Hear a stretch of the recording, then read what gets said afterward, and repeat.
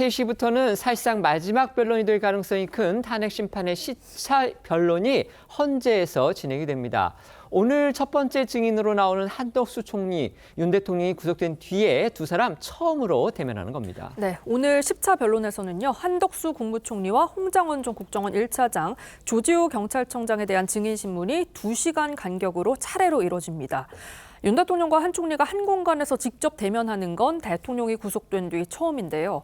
3시에 시작되는 한 총리의 증인신문에서는 비상계엄 직전 국무회의의 성립 여부, 절차상 하자 논란 등을 두고 국회 측과 윤 대통령 측이 다툴 걸로 보입니다. 한 총리는 경찰 조사와 국회 대정부 질문 등에서 당시 회의가 정식 국무회의라고 보기 어렵다는 취지로 대통령에게 불리한 주장을 한 적이 있습니다.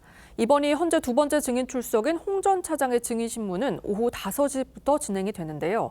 정치인 체포 명단 등 신빙성 논란이 제기된 증언들을 중심으로 공방이 이어질 걸로 보입니다. 현재 혈액암 투병 중인 조 청장은요, 당초 불출석 사유서를 제출을 했다가 재판부에서 구인영장을 발부하자 잦은 출석 의사를 밝힌 걸로 알려졌습니다.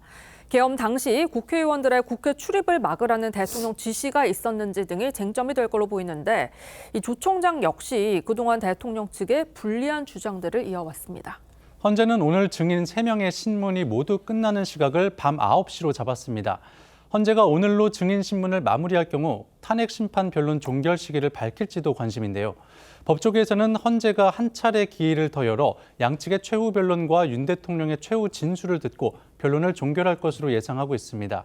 이 시나리오가 현실이 되면 변론 종결 이후 통상 2주 이내에 최종 판단이 내려지는 전례에 비춰 3월 중순쯤에는 선고가 내려질 수 있습니다. 탄핵 심판이 막바지를 향해 가는 가운데서 어제 윤 대통령의 대리인인 석동현 변호사가 기자회견을 자청했습니다. 헌법재판소의 결정에 대통령은 당연히 승복할 거다 이렇게 명시적으로 밝혀서 눈길을 끌었는데요. 그동안 야당이 이 대통령 측과 여당의 이른바 탄핵 불복 빌드업 이걸 주장해왔는데 이것을 전면 부정한 겁니다. 네, 석동현 변호사는 어제 이 불리한 결과를 예단하는 건 아니지만 헌재의 탄핵 심판 결과에 대통령이 당연히 승복할 것으로 생각한다 이렇게 밝혔습니다. 이는 일각에서 이 헌재가 탄핵 인용 결정을 내리면 윤 대통령이 불복할 수 있다 그런 이제 우려가 제기가 되니까 이를 부인하는 취지로 말을 한 겁니다. 다만 석 변호사는 이 헌재의 결정이 최대한 공정하게 적법하게 진행되기를 촉구하는 것이다라고 강조를 했는데요. 지난 13일 이 탄핵 심판에서 윤곽급 변호사가 언급한 이 중대 결심 이 부분에 대해서는 대리인단의 집단 사퇴를 포함한 재판 절차 내에서의 중대 결심이라면서 조기 하야 같은 주장은 대통령이나 대리인단이 전혀 고려하고 있지 않다 이렇게 선을 긋기도 했습니다.